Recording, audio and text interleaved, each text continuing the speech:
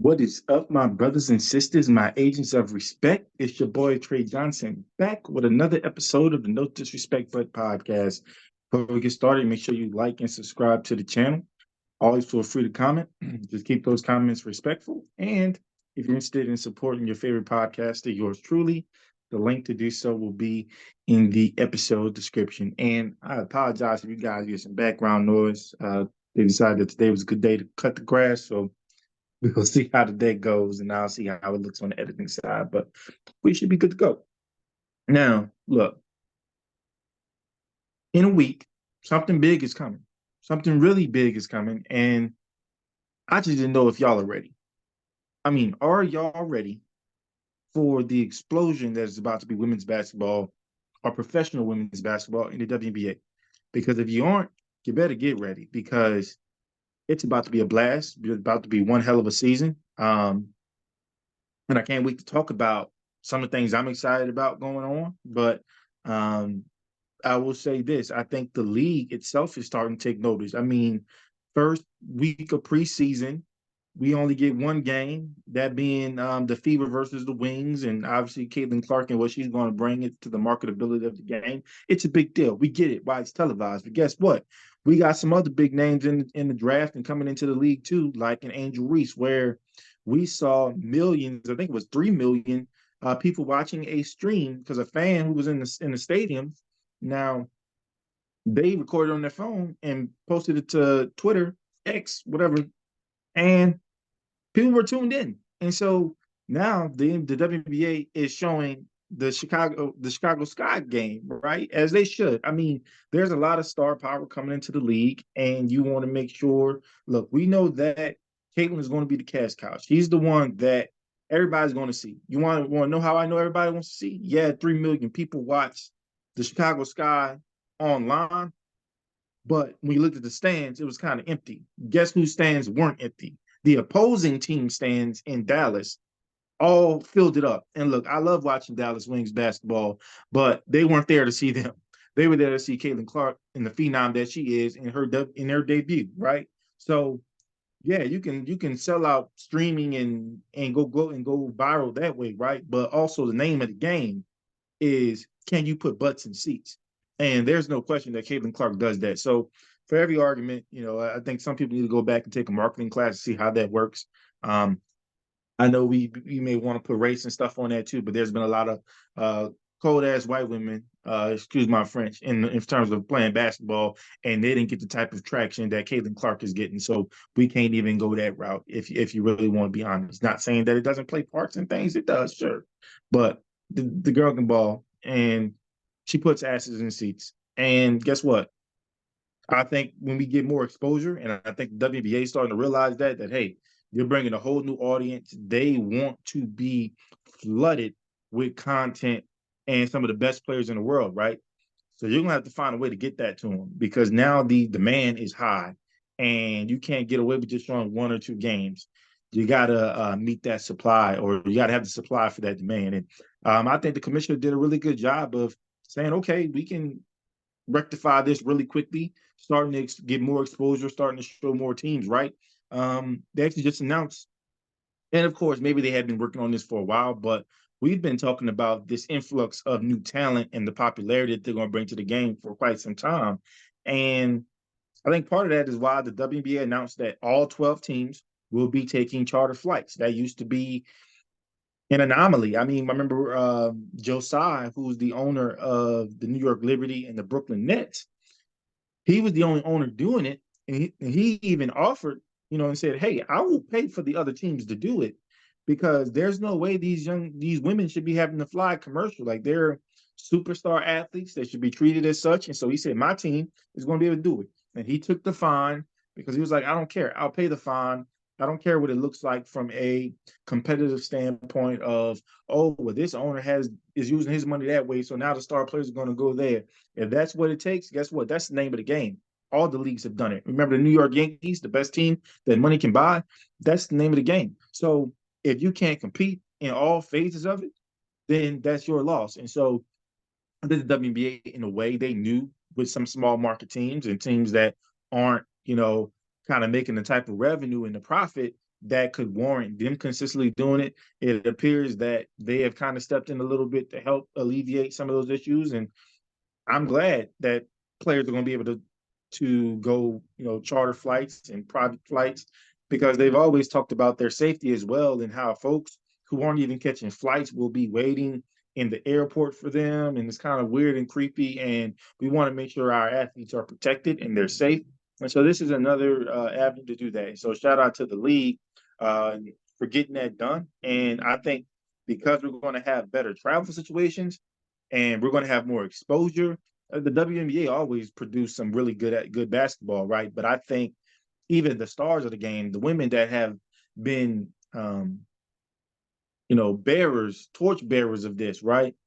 They're like, okay, all eyes are going to be on us too, and so we can't let some of we talking about the new kids on the block coming in and bringing exposure to the game, but guess what? We about to let them know that hey, we play ball over this way too, and we play some of the best ball in the world. And so they've already done really well. The ratings have gone up every year, but now I think the women in the league, the vets, they're going to take it up a notch, and that's going to be better for the game overall and the exposure of the game overall. So really excited about how the league's getting ready for it. Obviously, there's going to be some kinks and things like that, but they're showing the willingness to get better and get better quickly. And so that's good for us as the consumers of the sport. Obviously, it's going to be good for the players, and because they're going to be the real beneficiaries of this. And it's just an exciting time to be a fan of women's basketball. So y'all better get ready because it's coming. And so next week, a week from I think the 14th. So we're the 7th, yeah. So a week from today, the season is going to get kicked off, and we have 12 teams. So for those of you who are new to the WNBA, there are 12 teams now. There's a plan to grow to 16 teams, I believe, in the next 5 years or so. But right now we're at 12, and so the first night is going to kick off at 18. So that's 4 games, and um, the top games that evening are going to be the Las Vegas Aces, two-time defending champions, going for a three-peat, and we'll talk about that a little bit later. But they're going to be opening up their season against Phoenix Mercury. We're talking about Deanna Taurasi, one of the GOATs, if not the GOAT of the women's game, the all-time leading scorer in WBA. You got a full season or a full off-season for Brittany Griner, who came in obviously after being detained overseas in Russia for so long and then coming back, getting herself back into shape, was able to play. But obviously she was getting herself back in the form. So now a full year to repair. What are the Phoenix Mercury going to look like? That's going to be a great game, I think. You got New York Liberty and their big three, Brianna Stewart, why am I losing the name? Sabrina Ionescu and what's my girl's name? Why am I missing it? I'm gonna remember it after. And John Quell Jones, like how am I forgetting the WNBA MVP? Like, idiot. But anyways, their big three is coming on. Obviously, they built a little bit around them in the offseason. How are they going to look this upcoming year going against the Washington Mystics, who will be without Alina Deladon? She's decided to pass on this season, I think, just to heal up and get healthy. She's battled with some injuries. And so interested to see what that team looks like. Then you got the Indiana Fever, obviously the phenom Caitlin Clark, but you also have the reigning Rookie of the Year, Aaliyah Boston, and she's a formidable force in itself. And they're going to be going up against the Connecticut Sun. So Alyssa Thomas, we know, all-time triple-double leader. Believe she led the league in assists last year, was doing her thing. So that's going to be a good test. And then, she was also runner-up for Defensive Player of the Year. So that's going to be a good test for Caitlin Clark to see if she can really match up to some of the great players in this game. And I think then you have Seattle Storm, and they pretty much got a new roster. Obviously, Joel Lloyd is still there, but who led the league in scoring last year, but they gave her some help. Skylar Diggins-Smith is on the roster. I think Chene, is it Chene or Neki? I think it's Neki, has joined there. She left the Sparks, so she's there. They're going up against the Minnesota Lynx, who were they were a playoff team last year, and they're trying to get back in the mix and improve on the year. So that's a really good slate to open the season. Some of the better teams in the league. Your top two teams from last year opening night. That's going to be pretty good. So really excited for that. Then you got your your prize rookie going up against maybe the best perimeter defender in the league, right? So right away, we get a glimpse of what the Caitlin Clark experience may be starting game one. Um, and so a lot of good games, but even better than the games that not only start the season, but are going to be throughout the season are some of the top stories that if you're going to follow this game, especially with the notoriety it's getting, I think you want to pay attention to some of the stories. And some of the things that I'm thinking about are, will the Aces do the unimaginable? Will they three-peat for the first time? Will they be the first team to three-peat since the Houston Comets? Um, I love those teams from 97 to 2000. So will they be able to match history?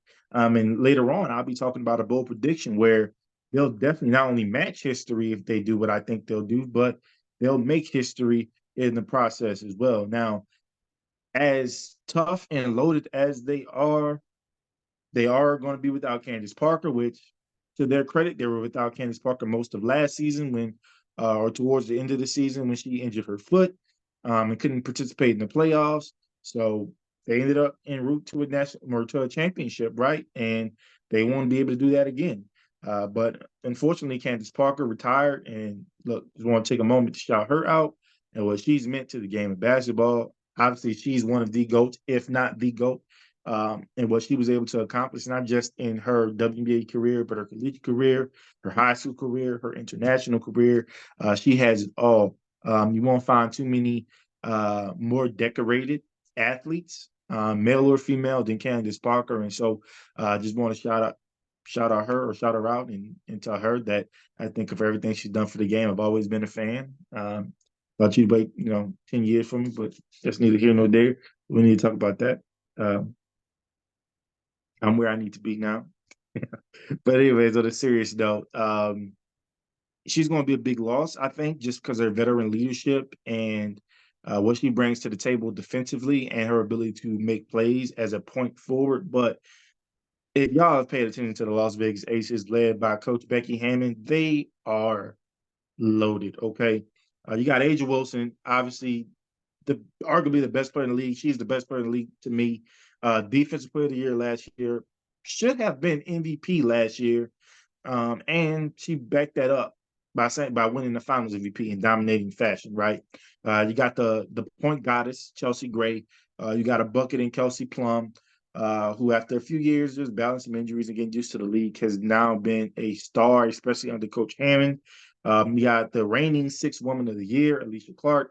And I also got Jackie Young, who last year made it a point, said, hey, I have to improve my three-point shooting if I want to stay on the court and play with these great players. And she rose to the challenge, was able to do that, shot a career high from three. And she's only going to get better.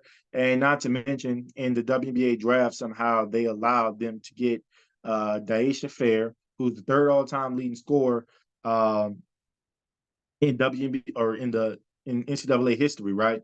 Then you get Kate Martin, who's probably one of the better players, known for really being a role player for Iowa in college. But there were times where Caitlin couldn't get it going. They needed a bucket, and Kate Martin was able to get that. And so she's somebody with some winning pedigree, somebody that can make big plays in big moments. And when you have a team full of stars, it's sometimes good to have players come into your league and onto your roster and into your organization that say, hey, I don't mind playing a role. I've shown I can play a role and play alongside a star player or star players and know where I fit in and know how to still make an impact, even though I know the amount of shots might not be as plentiful as other folks on other teams. And not to mention, they got my girl from Virginia Tech, who's going to be out this year. So we're not going to include her. But for next year, especially if she still makes the Aces roster, she's somebody that we may look at for the 2025 season when it's time to have that conversation. But I don't know. You let a loaded roster get three of the best players in college basketball. Like, I don't understand how that happens. I need to talk to security. I need to talk to whoever's in charge or something, because this is just not right. But the more they stay competitive, the more they are keeping Becky Hammond away from my San Antonio Wimbies. And so I don't know how to feel about that. But this is a WNBA episode, so we're going to keep it there, okay? Now, another story for me that I think we should really think about is we're going to be looking at the transition from some of these college stars to the WNBA. Obviously, there's been a lot of talk about what Caitlin Clark can and can't do or will or won't do in the WNBA compared to her collegiate career. And look, she balled out in her first game. I mean, obviously she shot a lot of threes, 5 of 13, but that's really not bad. You want her to be a little more efficient, maybe get to the basket a little bit more, have a few more assists. And she kind of talked to the level of physicality and how, maybe I got that call in college, but not necessarily getting in the WBA, so it's a good learning experience. But you want to see how she translates. You also want to see how Angel Reese, someone who was dominant, especially in the paint in college. And I think she has the skill set to translate over. And she got 9 rebounds her first game, and I think more and more time, more and more reps, she's going to be consistently a double digit, averaging 15 to 16 rebounds per game. I can see her leading the league in rebounding and blocks for years to come. All the while working on her offensive game and her package, and Coach Spoon, Teresa Witherspoon is going to get her together on both ends of the floor. So we could be talking about somebody that ends up getting multiple league MVPs, multiple Defensive Player of the Year awards, multiple All-Star appearances, some chips in there. I'm excited what Angel Reese and her career would look like. Um, there's a lot of other players coming into the league where you just want to see, hey, I think this is any draft, right? Where you've seen players dominate or be really good in college, and you want to see, hey, how do you translate to the next level, playing against the best of the best? And so it's going to be real interesting to see how some of the top stars that are bringing eyes to the game, how they look. Because here's the thing: if they don't look as good, one or two things could happen. It could backfire. We could say, "Oh, well, they're only good in college," or you can say, "Hey, that just showcases the level of talent that exists in the WNBA, right? Where these phenomenal athletes, these once in a generation athletes that we saw in the college game, they get to the big leagues and they're just another girl." And that may speak to the level of competition, the level of star power the WNBA has, which I think they do have. But I also think players like Caitlin, like Angel, um, like Rakia, that's going, like Cameron Brink. I just think they're so good that they're still going to translate well. They probably won't be as dominant early on, but they'll get it. And shout out to Camila Cardoso. Hope you get healthy. So you got a shoulder injury, 4 to 6 weeks. Hey, it's all good. I think, hey, when you get back and it's Chicago Sky in a good place, you and Angel are going to wreck this damn league. So really excited to see you guys play together and get healthy. And last storyline for me, I think I want to think about is Deanna Taurasi. I call her Goat Taurasi. I think she's one of the GOATs. Like I said, she could arguably be the GOAT. She's the all-time leading scorer in WNBA history, right? Well, is this the end for her? She's entering her 20th season. Some are saying, hey, man, you're starting to hog that shine. It's time to let some of these young kids come in. And look, she's coming off a season where she averaged 16 and 5, which isn't bad, but she, you know, it looked a little tougher this past season than it has in years past, just in terms of her ability to get past defenders, her ability to shoot from outside. Obviously, the defensive part of her game, which she wasn't, you wouldn't call her a Tony Allen out here in these streets, but you know, it's gotten pretty bad. She's more of a traffic cone out there, and so sometimes it makes it hard to play her. And they've do a really good job of putting some more defensive guards around her in her later years. But father time, mother time, it waits for no one. And could this be the end? But with a full off season of rest and things like that. She didn't really have any injuries this past season, as opposed to the year before. She was battling with a lot, so got to get healthy. And then guess what? You got a full season or a full off season with Brittany Griner now, and working that chemistry back, right? And so, do they have one more title running them? Because I think this might be the last season for Deanna Taurasi, and BG might not be too far behind. So, do they have one more running them? That's a storyline that I'm looking forward to finding out. And so um, I want to kind of venture off into just maybe some predictions for this upcoming season. And before I do that, I want to talk about the top teams from last season. And I'll keep in mind, I'm going to be talking about how many wins they had. Keep in mind the WNBA regular season is 40 games. It actually increased. So now it's 40 games. And in the WNBA, it's the top eight. It's the teams, 8 teams with the top high or top percentage. So the top 8 teams with the most win slash highest percentages, winning percentages, they make it to the playoffs.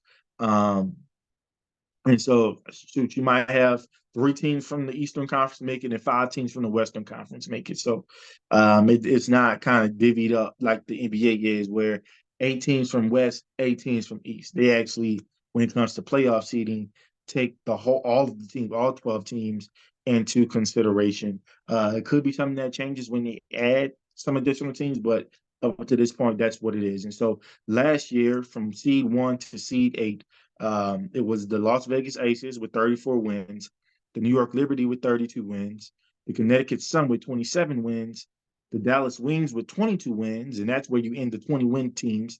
You have the number 5 team, the Atlanta Dream, had 19 wins. The Minnesota Lynx, who were the 6th seed, had 19 wins. The Washington Mystics, who were the 7th seed, had 19 wins.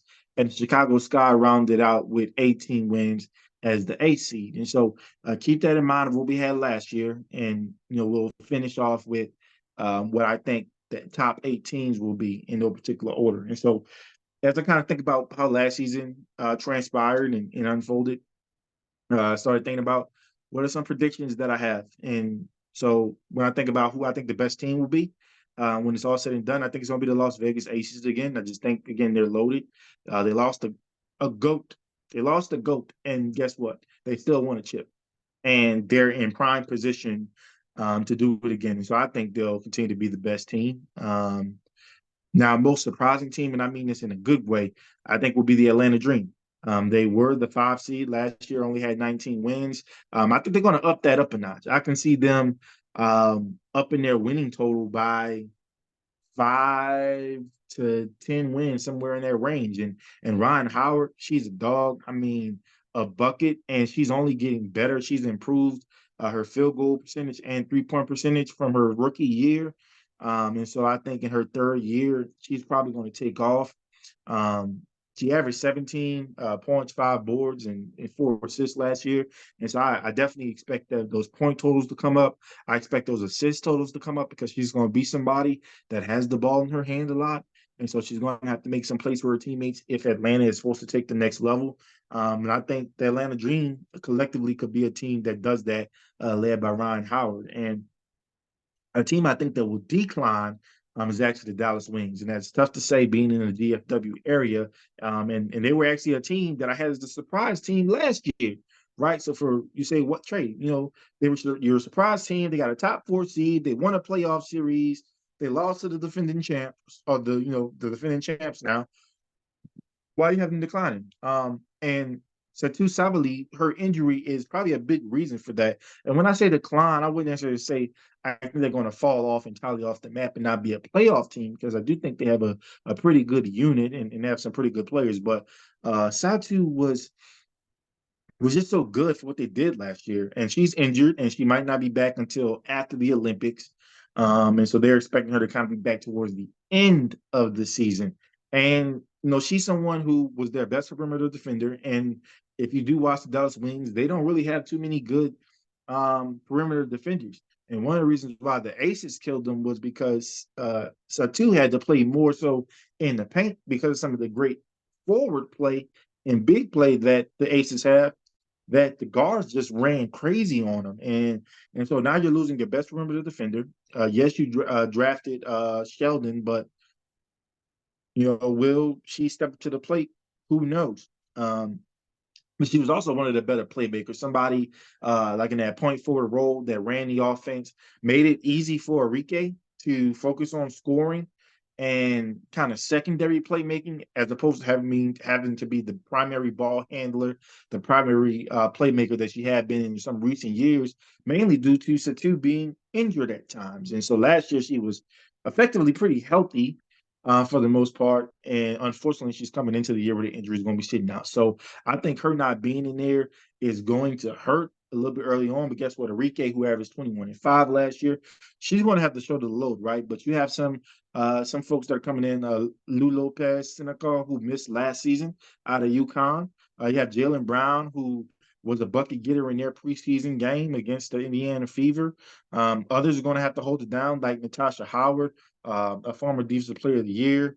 You got Teresa McCowan, you got Kalani Brown. So, while you might not have the guard and perimeter play that you have and what they're able to do, what they were able to do and what they will be able to do when Stu's back, you can probably lean on your bigs a little bit. And Natasha Howard, Teresa McCowan, and Kalani Brown are three of the best in the business. So it'll help, right? Having them on your roster. And I think those three were beneficial and very impactful in them getting the top 4 seed last year. So who knows what can happen? With that experience, they may be able to turn the tide, right? But who knows? I just think sometimes you have a really good player like Sabali, who was the most improved player last year, after averaging 18, 8, and 4. So I don't know. We'll see if coach and her staff can um, galvanize around the troops they have and have themselves in a really good position when Satu inevitably returns and hopefully stays healthy for the rest of the season. Now, on to uh, award predictions. For me, MVP, I'll start with that.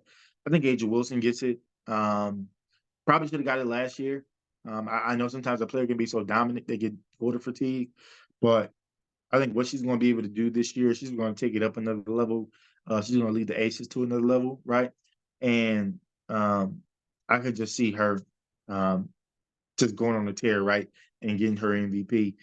Defensive Player of the Year. Now, Asia did win this award last year, but I'm gonna go with Alyssa Thomas. I'm gonna go with like a guard slash forward this year. She was the best defender on the second best defense, and I think Alyssa, I think she may take it up a notch. I kind of already told you it's interesting to see that game against the Fever in that matchup with Caitlin Clark, and so I think it's okay for guards to win sometimes, and we see it in the NBA too. Like you always want to give um, the Defensive Player of the Year award to a big. I mean, that's cool and all, but guess what?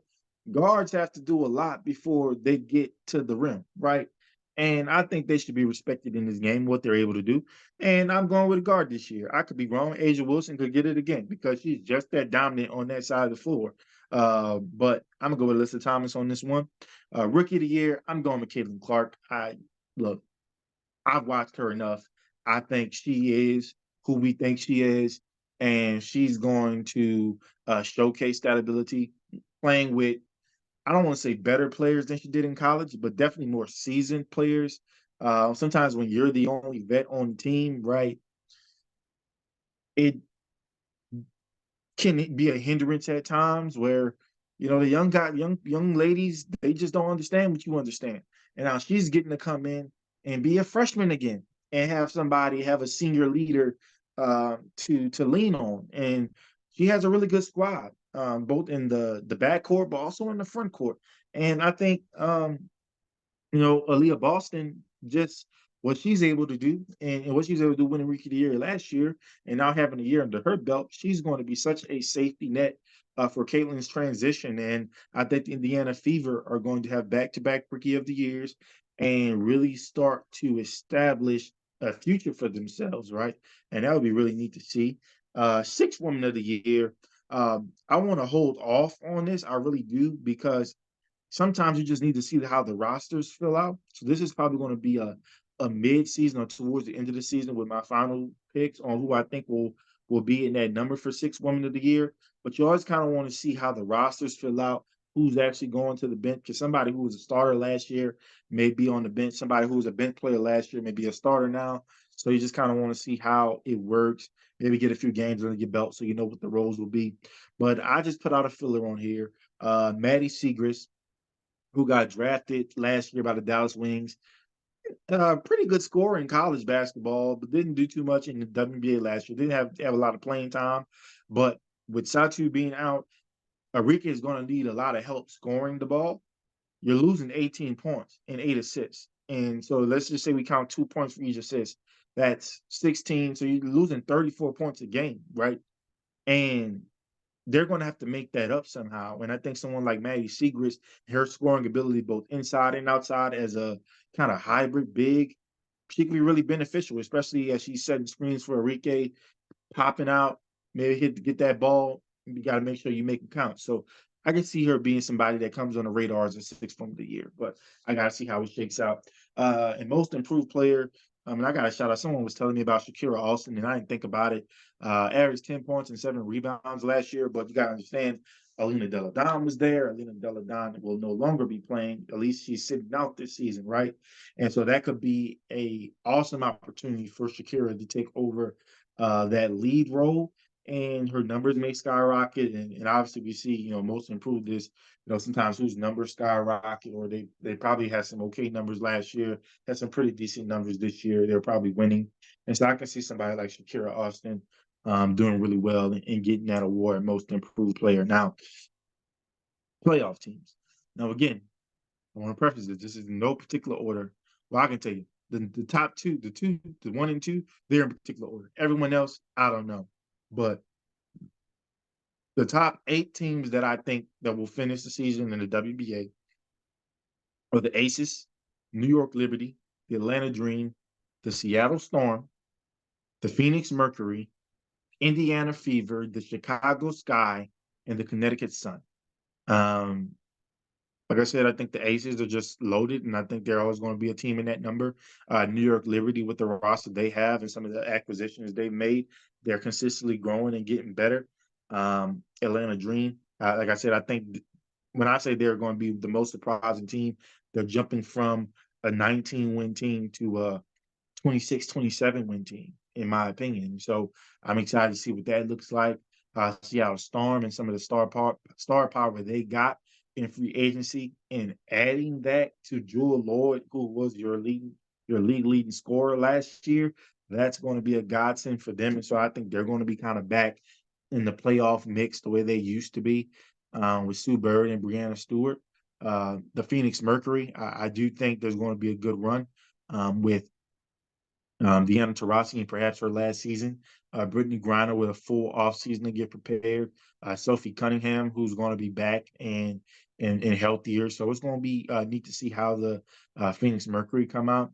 Indiana Fever. So, yes, I do think with the roster they have, with the addition of Caitlin Clark, I get it. They were had the first overall pick. I get it. But I think they've done enough to where I can see them getting in the playoffs and squeaking in. I think the Chicago Sky. I love Coach Spoon. I'm always going to root for her. I love Angel Reese and what she can bring to the game. I think once Cardoso gets healthy and back in the lineup, they're going to be even better, right? And then Connecticut Sun, I just think they have a pretty good roster, and Alyssa Thomas and what she's able to do, controlling the game.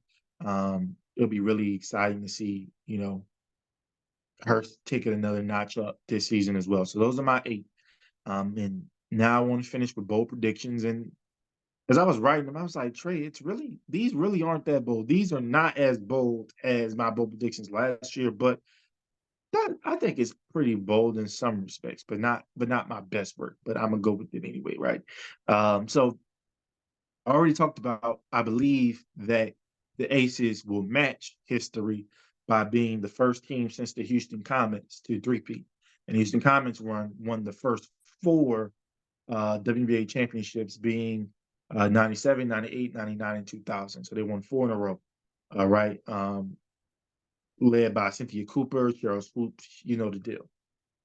So not only will the Aces match that in terms of getting a three-peat and being the first team since the Comets to do so, they will make history by being the first team to finish the regular season undefeated. And I'll go a step further and say they'll be the first team to finish the season undefeated. The entire season, regular season and postseason. I can see them going and not losing a game. So that's my bold prediction. I think that adds a little bit bolder because at first it said finish the regular season undefeated. I'm gonna go a bit bolder and say they'll finish the entire season undefeated. Another bold prediction: the Fever will make it to the semis of the playoffs. So that means they're winning a playoff series. I didn't want to go as far as that, but and you have them get to the finals. But I think they will win a playoff series. They'll get there. They'll win a playoff series. Have a chance to make it to the WNBA finals. We'll see how it goes. Last one, and is it really bold if I told you already she's a bucket? Probably not. But after averaging 17 points last year, I think Ron Howard will lead the league in scoring. I'm gonna go somewhere about. Let me get specific. I'm gonna say 28 a game. I think she ups it by 11 points a game. And that'll put her in MVP conversations. That'll put her in most improved player conversations. So I definitely think she's going to be an all-star this year. So we're looking forward to seeing how that goes. But as I close, right, I want to reiterate how we just need to be ready for this season. This is going to be fun. I think we're going to get a lot of high-level basketball. I think we always get a high-level basketball, but having more eyes on it now, it's going to be really great. Probably get to talk about it more on Twitter with some people that are watching. And look, let's not. This is not the time to gatekeep. I've been seeing a lot of that going on, where oh well, if you watch this and you did that, yo, you got to understand. We talked about the league has to be ready. Core fans of the WNBA have to be ready as well. You're going to get some really genuine people that want to learn. They're excited about the players coming in. They want to be avid fans and supporters of the WNBA, right? But guess what? You know what happens with notoriety? The same stuff that happens in the NBA, the NFL, baseball, hockey. Pros, they're going to come. Please get off your high horse. You don't have to engage in every conversation. And guess what? I'm saying that for myself as well. Like this is not the time to be gatekeepers because the trolls and those people like that, they will eventually root themselves out, especially if you refuse to give them the attention they seek. But when you have folks that are just coming in and they want to learn, it is our responsibility to say, okay, like you want to learn more about this player or that player, let's educate them. Let's grow the community. Because if we grow that community, that's going to be more support for these women.